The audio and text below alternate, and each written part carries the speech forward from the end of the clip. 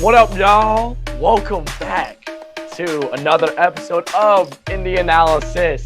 Today, we're talking about the Los Angeles Lakers.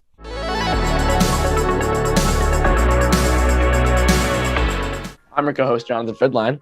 And I am Alan J. Payne, and today we got a big LeBron fan on the Zoom call, Mr. Newland, long awaited. How are you doing, Mr. Newland? So good, boys. So good. This is years in coming. Oh my God. Honored to be here. Honored to be wearing the same color cap as one of the co-hosts. Big. We planned this. Yeah. Oh, it was all planned. Oh my goodness. This could be a good time. I'm finally wearing an appropriate shirt. Yeah, it matches your green screen. Good job. Yeah. Took you an episode, but you got there. Jeez. Yeah. So yeah, today we're talking about the Lakers and all of that in La La Land. So I'll pass it to Frid. La La Land.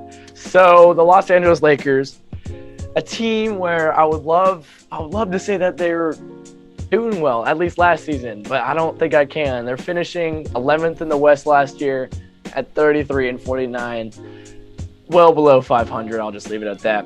So the primary rotation, it's looking a little something like Russell Westbrook at the 1, and then Malik Monk and Kent Bazemore, and then you got LeBron James and Anthony Davis rounding out the starting 5. And then off the bench, you got players like DJ Augustine, Talen Horton-Tucker, Stanley Johnson, Carmelo Anthony, and Dwight Howard. Like, honestly, on paper, not a bad roster, but they underperformed. Alan, why don't you say why? So looking at the roster top to bottom, you obviously have King James, one of the best players of all time and currently still in the NBA. You also got Anthony Davis, who was injury riddled last season, so we didn't really get to see his full potential of being like in his like full prime. So he was injured a lot. And then you have Russell Westbrook, who we'll get into later, but he didn't have the best of seasons either. But looking at the roster top to bottom, they lacked a lot of pure shooting. They lost Malik Monk in the offseason, which we'll touch on, but he was probably their best shooter and they lost him, and they didn't really have anybody else to fill that shooting role. And similarly on the defensive end, they didn't have really any good elite defenders with Anthony Davis off the court. So with that, I'm going to pass it to Mr. Newland. What do you think of this roster, and what direction do you think they need to go in to become a contender or compete in the playoffs again? Sure. Yeah. I feel like, first off, the Lakers always have a target on their back because they're the Lakers. Everyone expects them to be incredible. Yes. They're the Lake Show. They're LA. They've, from the Magic Johnson era on, everyone's like, of course they're going to make the playoffs. And so when they don't, bad look for the Lake Show.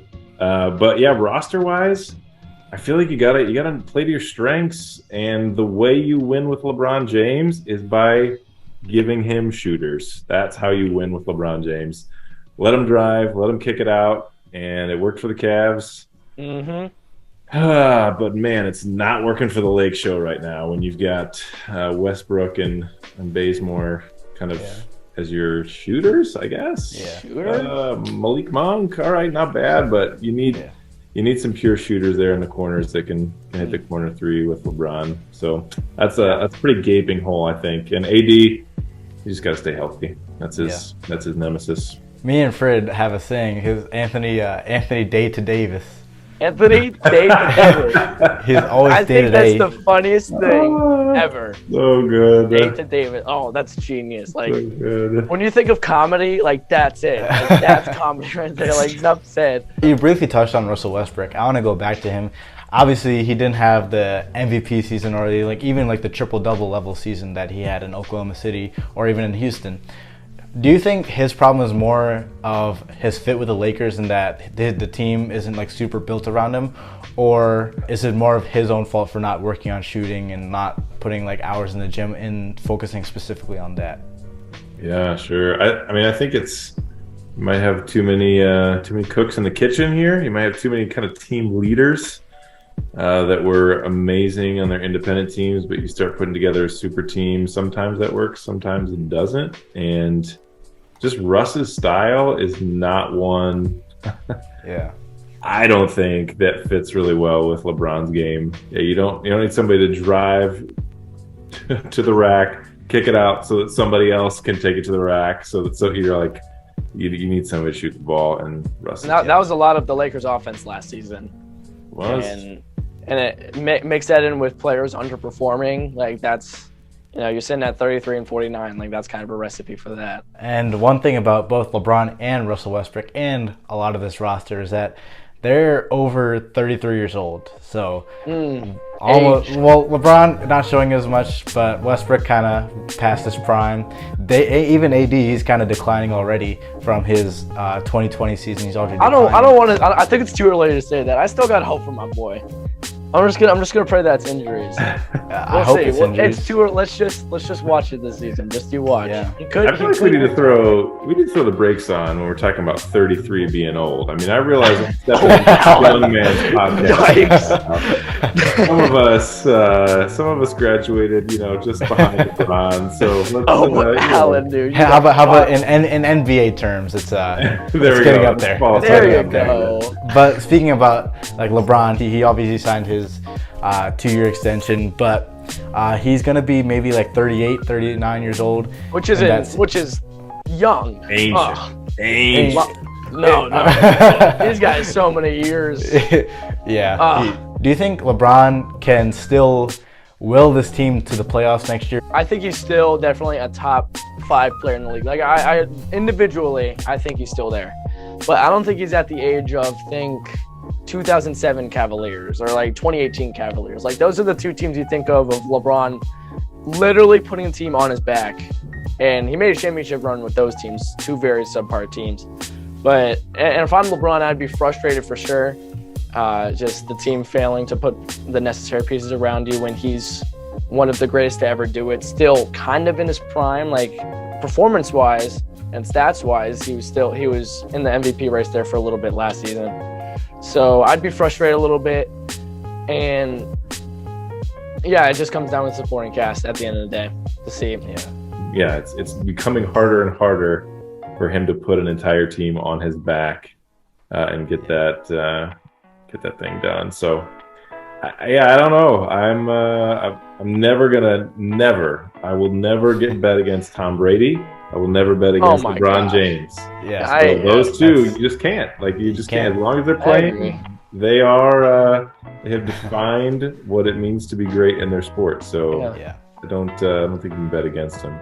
But what the big thing I think for the Lakers will be this: their schedule is nuts right out of the gate. Like they have a crazy hard schedule, like first 10, 12 games where they're playing the who's who of the West. So I think you'll see really early on what this team's going to do, like a little almost preview of the whole season of, hey, are they going to be sub 500 or are they going to actually be able to snag a playoff spot this year? It'll be interesting. Yeah. They did fire Frank Vogel and they hired Darvin Ham. I thought Frank Vogel was a pretty good coach. He was a very good defensive coach. We saw in their championship run, they led the league in blocks, led the league in defensive rating. But obviously, with the last disappointing season, they probably need to change a head coach. So I don't really have an opinion on Darvin Ham yet because we haven't seen him like really coach at all. So I think that'll be pretty interesting. Let's talk about some offseason moves. Yeah. What do you say?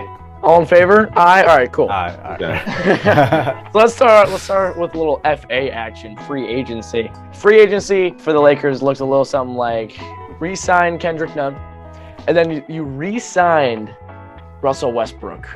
Now, real quick, let me just ask you, is that a surprise, yes or no? Like, were you surprised personally, both of you? I'm surprised based on the public backlash that was last season. Yeah. But I don't think, we can blast Westbrook all day long, but like he's the top third of their talent. Like it goes LeBron, AD, and then you're like, who else do we have? Like Malik Monk's not going to take over a game, so hey, no offense to Malik. I'm sure Malik is a great dude. He would destroy anyone on this podcast. What if he watches this podcast, Mr. Miller? What is I would love it. Come on, watch it, Malik. I want you to reach out and get pick and roll some love. That'd be great. That'd be wonderful. Yeah, for sure. Yeah. So they extended Westbrook, and then you extended LeBron James to 2-year, $97 million. Like, I don't even want to wrap my head around that. That's 48 and a half a year. That's just okay. And then, but then they lost Malik Monk. Malik Monk, if you're watching, like I know that you are, have fun. Wait, where's he at right now? Sacramento. Sacramento. Okay, have fun in Sacramento. I hear the weather is beautiful down there, Malik. Thank you for watching I this apologize. podcast. Yeah, Malik again. Just Thank you for doing that. This is a class act. Okay, so they also went out and signed Troy Brown Jr. They signed Thomas Bryant, signed Dennis Schroeder, and then signed Juan Toscano Anderson, a defending NBA champ. Don't sleep on JTA. And then they signed Lonnie Walker the fourth. Yeah. I want to quickly touch on, before we get to the trades, I want to quickly touch on Thomas Bryant because if we look at the Lakers' 2020 season, they ran a double big man lineup with Dwight Howard and Anthony Davis starting. Then you had LeBron, Danny Green, Rajon Rondo, or whatever at the point guard. So I think that they're probably going to go back to that lineup where AD runs the floor, his natural position, and Thomas Bryant, who can stretch the floor. He's a good rebounder. He's a decent rim protector. So he's not at the same physical presence as Dwight Howard, but he's going to be able to stretch the floor a lot better for LeBron and AD. So I think that's a really good pickup for them. A sleeper pick. Yeah, same with Lonnie Walker. We just talked about him, but he's actually one of the more underrated players in the league. He was pretty good in San Antonio.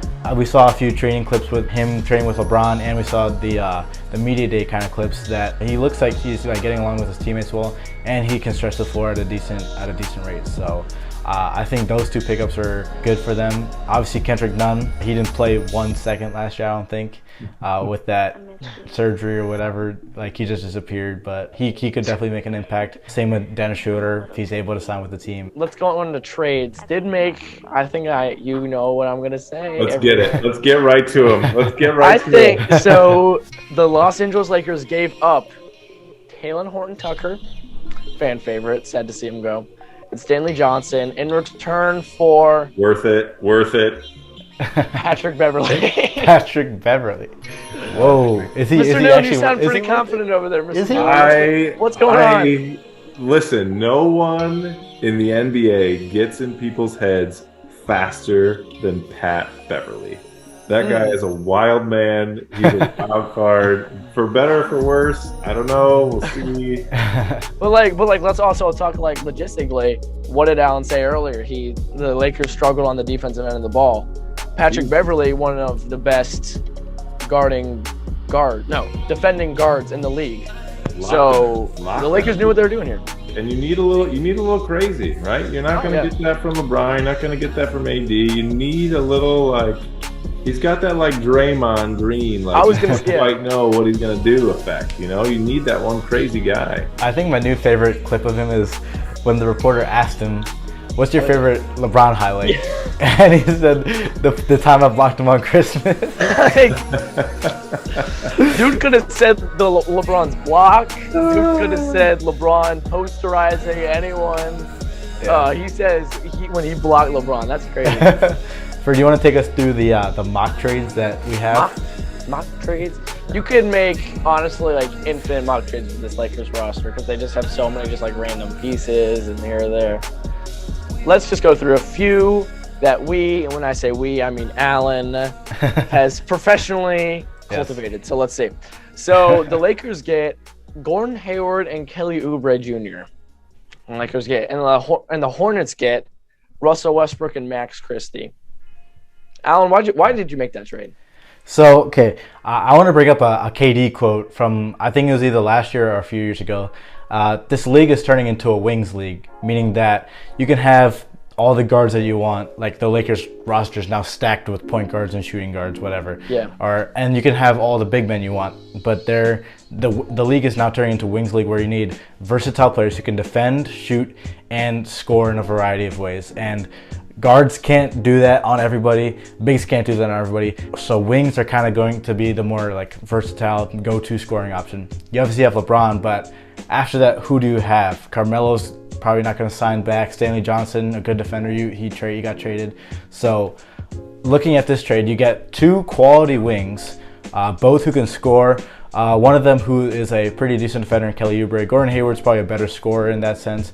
And you move off of Russell Westbrook's large contract and get rid of a young player, Max Christie, who is a rookie. He's unproven, and a 2026 first-round pick. So in that sense, you get a lot more wing depth, a lot more scoring output and punch, higher offensive rating, and I think that could be a good trade for the Lakers. I'm just going to push you to trade number 2 because that I think is the secret sauce. Oh yeah. Okay. Get Buddy Hield here. Yeah. Get the Westbrook somewhere where he can be the guy. Yeah.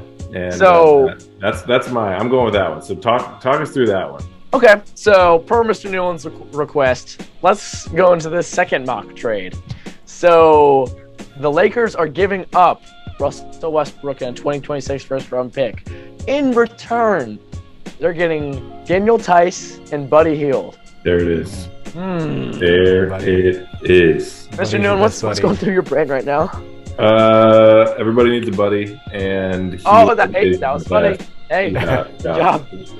You're gonna surround LeBron with shooters, and you're gonna win.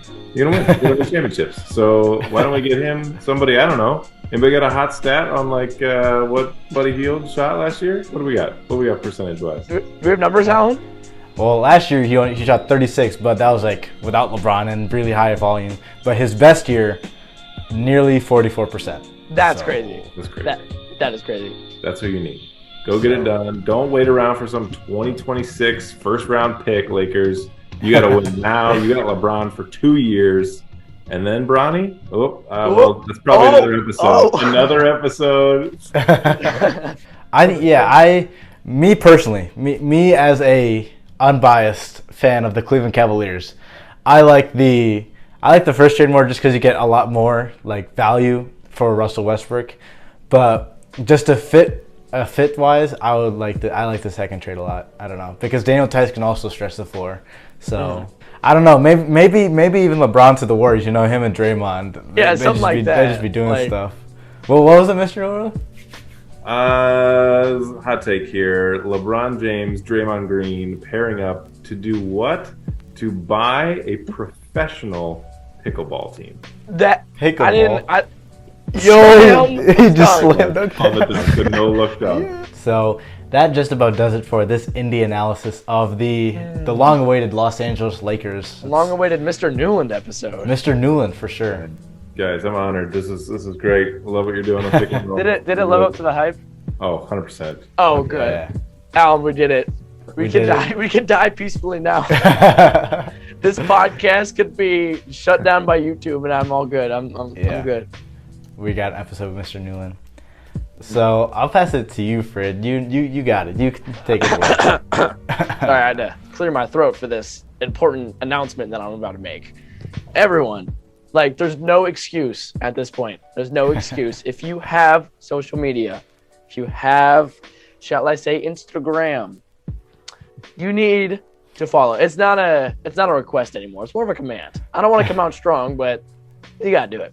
You gotta follow at the Pick Roll Podcast. All one word. _ Mr. Newland, honestly, from the bottom of my heart and very much Alan's heart too. Thank you so much. It's super nice getting a guy of your stature and your knowledge. Oh, show needed it. Thank you for taking time out of your very busy schedule. Greatly appreciated. This is great. This is wonderful. Thanks for having me, guys. This is awesome. Yeah, no problem. And that's a wrap.